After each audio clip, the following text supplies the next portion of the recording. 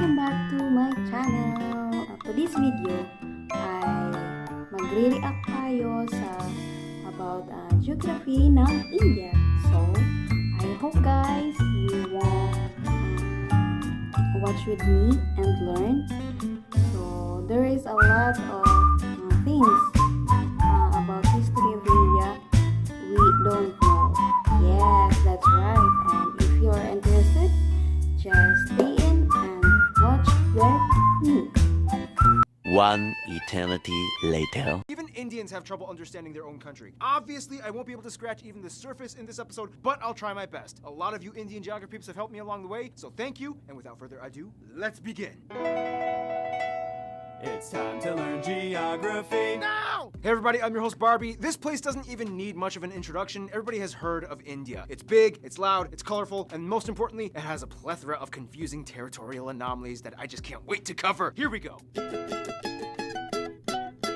There's an old saying, India is a place where everyone is in a hurry, but no one is ever on time. First of all, India is located in South Asia, right on the Indian and Arabian Seas and the Bay of Bengal, bordered by 6 other countries, so close to 7, but that land bridge between Sri Lanka got wiped away like 600 years ago by a cyclone. India is divided into 29 states and 7 union territories, with the capital New Delhi, which acts as its own administrative unit, located in the capital territory. Keep in mind, New Delhi is actually just the name of one of the districts in the capital territory, made up of 11. The largest city, however, is actually Mumbai, with New Delhi, Bangalore or Bengaluru, and Hyderabad following after. However, the 4 busiest airports are Delhi Indira Gandhi International, Mumbai's Chhatrapati Shivaji International, Bengaluru's Kempe Gowda International, and Chennai International in the south.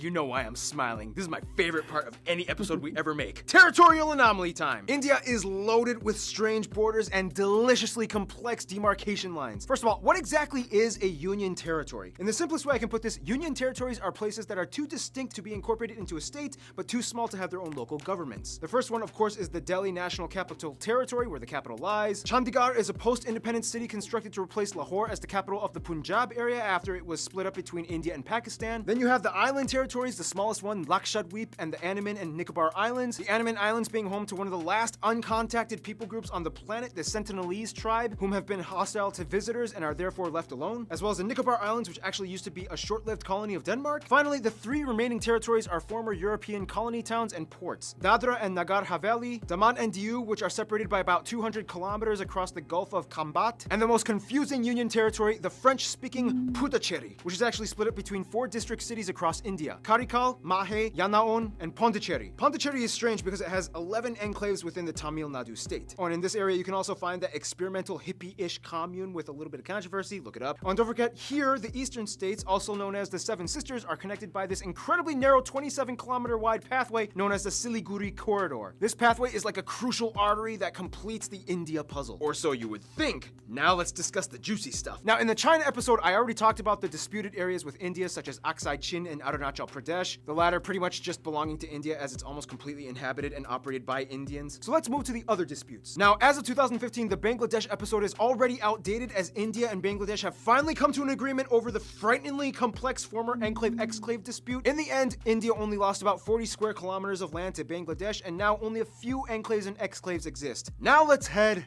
north. Now, when you try to draw the shape of India, you might want to be careful which depiction you use. Some might use this picture, some might use this, some might use this, and those that don't really study very well might use this. The point is, the whole area is like the most heavily militarized, diplomatically stressed out region on the planet. It's already had like 4 wars in the past half century. Basically, India, Pakistan, and to some extent China all want the entire area for themselves, although it's more of like a Pakistan-India thing. In the China episode, we already discussed the Chinese disputes with India, so I won't cover those in this episode. If you want to learn more, just watch the China episode. But anyway, this entire area was a former domain known as the princely state of Jammu and Kashmir that was under royal Maharaja rulers all the way up until independence. Currently, this place is split up by this fenced-off militarized line known as the line of control between India and Pakistan. Why is this? Well, in the quickest way I can put this, Okay, the British are out. We get to take your land.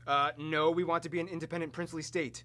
We're supposed to take your land, and majority of your people are Muslim, just like us, even though your ruler is Hindu as well. Hey, India? Yeah, If you help me, I'll let you secede my territory to your land with autonomy. deal. Ha! Your problem now! I love how Mike played India. He totally represents India. Oh, and keep in mind, Pakistan's capital, Islamabad, is less than 80 kilometers away from all that drama. The line of control meanders through the mountains until it stops at a point called NJ9842. This is where things get really crazy because from there you hit the Siachen Glacier, the second longest non-polar glacier in the world, and this is pretty much the dead man zone. After point NJ9842, you hit the actual ground position line, a series of military outposts that extend all the way to the Chinese border. That means everything in this area is ground zero for the Indo-Pak tension. And you know, the crazy thing is there's actually literally small towns of normal regular civilians living in these areas high up in the mountains, many of which just go about daily life, going to work and raising their families. Otherwise, they have a river dispute with Nepal and various river islands disputed with Bangladesh. Outside of all the dispute stuff though, India not only has the world's second largest road network and 3 of the world's top 10 megacities and their own space program, but they also have a copious abundance of landmarks and notable sites, way too many to list, but some of the ones that you guys, the Indian geography peeps, have told me to mention include places like the abandoned Danush Kodi Ghost City, Golconda Fort, the 4 pillars of Charminar, the Ajanta Buddhist Art Caves, the Ellora Monolithic Ruins, Mandu Fortress, the Golden Temple, which feeds over 100,000 people a day, the Gol Gumbaz Mausoleum, the Kalavantin Durg Post, the ruins of Hampi, the hill forts of Rajasthan, Shatrunjaya Hill, which is basically like a mecca for Jains, the Temple of the Bodhi Tree, Jal Mahal, Bangart Fort, the most haunted place in India, Mahabat Maqbara, and keep in mind, just like in China, you can find a Great Wall of India in Rajsamand. There's also the Paritala Anjaneya Temple with the largest statue in India depicting Hanuman, and at over 150 acres, the Sri Rangan Attaswamy Temple, the largest Hindu temple in the world. Oh yeah, and there's also that building with the stuff in the thing, whatever. Anyway, we could go on for centuries talking about India's rich constructed domicile, but what it lies on top of is even more fascinating. Now, don't make this mistake. I'm going to India. All I need are my sandals and sunscreen. Now, as the 7th largest country in land area, India has a wide range of landscapes, climates, and elevations that all contrast from one corner to the other. First of all, let's talk about the north. India sits on the Indian tectonic plate that essentially smashed into the Eurasian plate, which in return created the largest mountain range in the world, the Himalayas. The force is so strong that it's estimated that the Himalayas grow about 2.4 inches or 6.1 centimeters every year. There's also where you can find Kanchenjunga, the tallest mountain in India, or the 3rd in the world, right on the border of Nepal. Keep your eye on these mountains. These are pretty much the source of most of India's major rivers that give life to the whole country. That's why India takes these mountains so seriously. You can also find the largest natural lake, Wular, up in the Jammu Kashmir area. Below the Himalayas, you reach the North Indian River Plains, sometimes referred to as the Indus Ganga. This is the most fertile part of India where the most important rivers like the Ganges and its tributaries flow. Heading a little south, you reach the Satpura and Vindhya ranges that pretty much divide North India from South India. On each side, you get the West and East Ghat Mountains, which in return creates this massive triangle thing called the Deccan Plateau. This place is moderately forested, especially in the east, in the Chotra Nagpur Plateau, where you get a section of the swampy Sundarbans that they share with Bangladesh. Check out the Bangladesh episode. Head a little west and you get the dry Thar Desert along the border with Pakistan, as well as the Rann of Kutch, known as the Salt Desert. And finally, the only active volcanic area would be the Andaman and Nicobar Islands, with Barren Island having actual conical eruptions and Bharatan having tame mud volcanoes. Now here's the thing, although India has a relatively high population density, they do relatively well with maintaining their ecological footing. In fact, in 2016, they beat a world record by planting, disputably, 50 million trees in one day. They've also agreed to reforest about 12% of their country by 2030. The most heavily forested area being the 7 sister states in East India. Now, one of the factors that contributes to this would be the fact that India has the lowest meat consumption in the world, with the highest population percentage of vegetarians at around 40%, most of whom are lacto-vegetarians that consume milk products. By the way, in India, when buying groceries, this label means vegetarian and this one means not vegetarian. Nonetheless, the remainder of the population does typically eat some kind of animal protein, mostly in the forms of seafood or chicken, but almost never beef or pork unless if you are part of the Muslim or Christian minorities scattered throughout the West and East areas. Now, let's talk about the role of cattle, shall we? India has more cattle and livestock than anywhere else in the world at around 330 million. And it's interesting because since they have prevalent Hindu traditions, the killing of cows is illegal in many of the states except for a few, and each state has varying degrees of punishment for committing intentional cow slaughter. Keyword intentional. Cows accidentally get hit by cars all the time. Once a cow is too old to produce milk, it typically is released into the open to die naturally in the wild, ideally. Nonetheless, male cattle get it much worse, as they are deemed as kind of useless. Some places use them as draft animals for labor, some religious sects use them as sacrifices, but otherwise they are typically sold to the underground market for beef or hides. To this day, there are about 6 times as many female cows as male cattle in India, so that means, yeah, something's happening to the males. Nonetheless, India does have the 3rd highest carbon emission rate after China and the US, 4th if you consider the EU. However, emission per capita, they rank pretty low at only about 2 kilotons per person. Contrast that with Qatar at about 40. There are 94 national parks, 501 animal sanctuaries across the country where you can find some of the national animals like the peacock, the Ganges River dolphin, the king cobra, the Indian elephant, and the highest population of Bengal tigers in the world, which are all highly protected. India also has the most irrigated land in the world, which allows them to become the #1 producer of multiple products like millet, bananas, lemons, limes, mangoes, ginger, chickpeas, milk, butter, fennel, jute, and about 75% of the world's spices alone come from India. Speaking of which, food! Typically you can find the staples roti, chapati, and naan in the north, idli and dosa in the south, and everybody eats rice. The more commonly commercialized Indian foods that we in the West grew up knowing, like samosas, tikka masala, tandooris, and my favorite Indian dish, palak paneer, these usually come from the northern regions of India.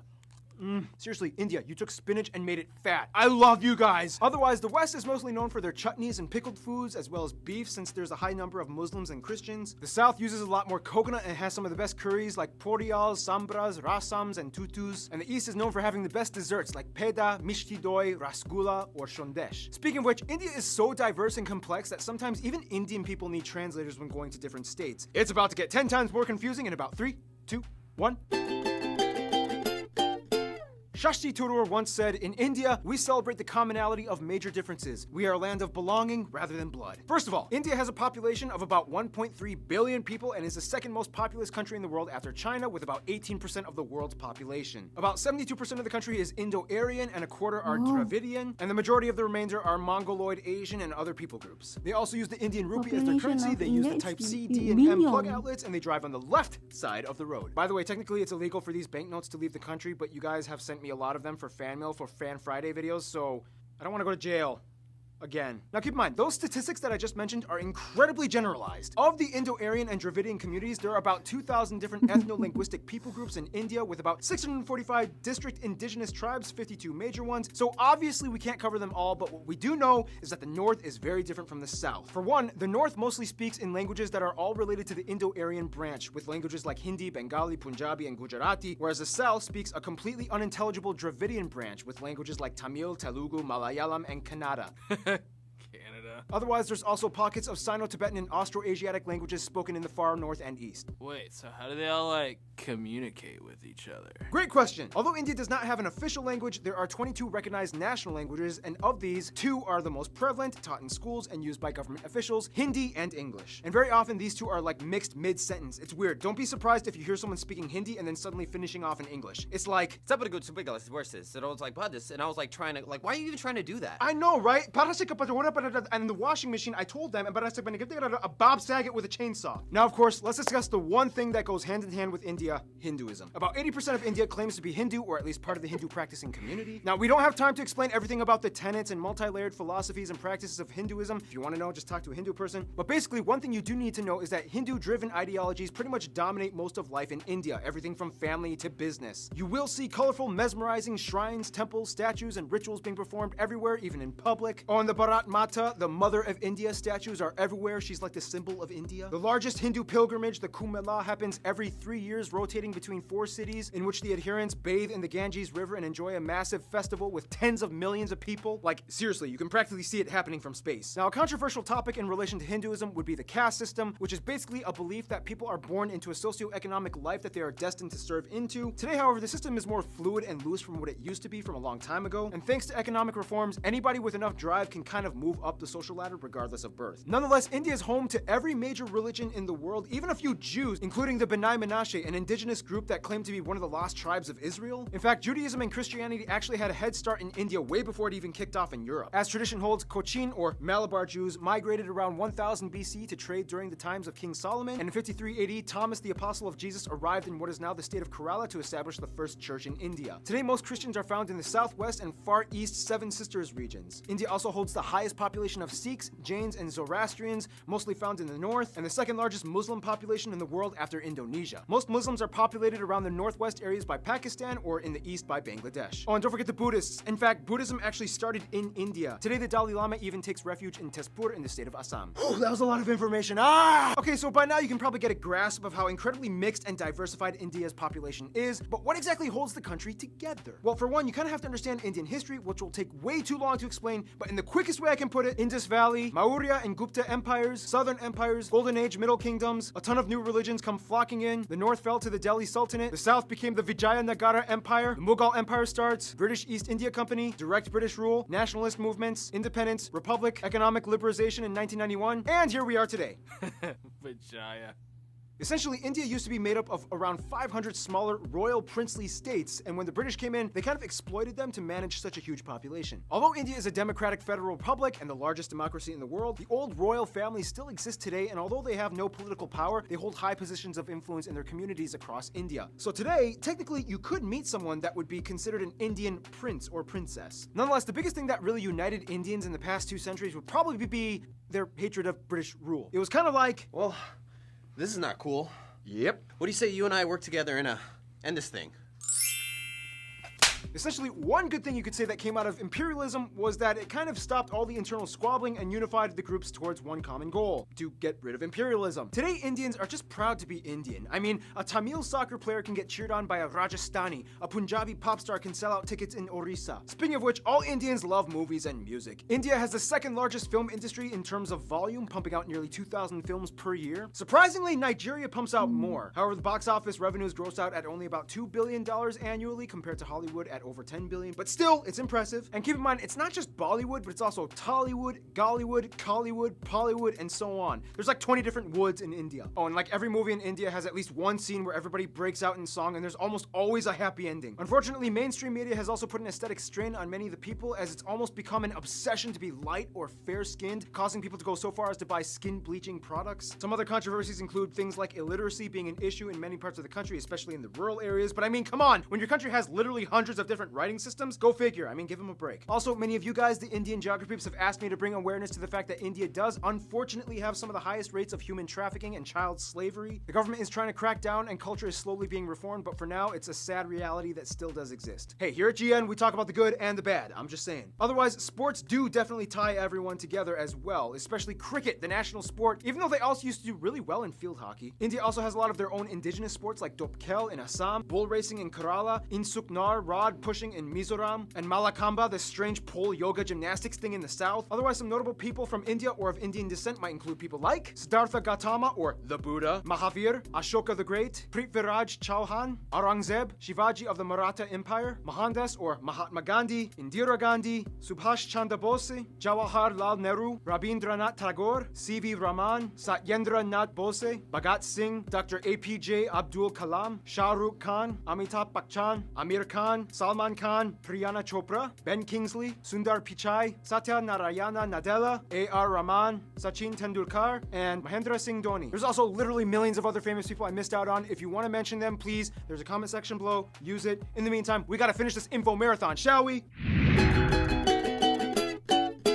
Now, no surprise, India is huge and therefore has a huge international outreach when it comes to diplomacy to almost everyone, except their immediate neighbors. First of all, countries with large population percentages of Hindus and Indians like Fiji, Guyana, Suriname, Trinidad and Tobago, Mauritius, and Malaysia typically stay close to India's roster of go-to friends. They enjoy cordial relations with trade. Now, the UK may have left on a sour note, but they still have a lot of ties to their former colonizer in terms of business and tourism. India is still part of the Commonwealth, not Commonwealth realm, there's a difference, and the UK has over 1.5 million citizens of Indian descent. As mentioned in the China episode, China is kind of like India's "I'm only here to do business with you and nothing else" friend, as drama still hasn't subsided in regards to the territory conflicts. Now, when it comes to the US, things started kind of sour back in the 70s during the Indo-Pak War of 1971, when the US sided with Pakistan, their arch nemesis. Today, relations have cooled off. Mostly, the US supports India's move towards democracy and is a key ally in the military conflicts in the Middle East. When it comes to their best friends, however, most of the Indians I talked to have said Russia and Bhutan. Russia because during the Indo-Pak Wars, Russia came in and supported them, and ever since then, each country has held a high position of respect for the other, especially as global superpowers. Bhutan and India signed a treaty of friendship almost immediately after independence. The two countries have shared interests and a currency-pegged system as well. Bhutan even supported the annexation of their cousins in the Sikkim state into India, as it gave a nice buffer of land from China's stake to their claim. In conclusion, you will not find anywhere else on Earth like India. Thousands and millions of people inhabiting a colorful, majestic, green, slightly gritty at times slab of Earth, blessed and cursed in so many ways, yet wonderfully harmonized, mostly in a unity unlike anywhere else. In the end, that's India. So guys, that was the story about India, and I hope we are both learned about the geography of India. So, I have a question. That geography of India is the teacher is going to teach the whole story of the students there? Because if I am a student, my mind is going to blow because it's a huge story. And by the way, so that's the video, and hopefully guys we enjoy the story about geography of India. So if you are new to my channel, so please subscribe my channel and hit the bell button so you can notify when I'm going to upload a new video. If you have comment guys, you can comment down below and I will read your comment. So that's it for today. India namaste and mabuhay Philippines. Bye.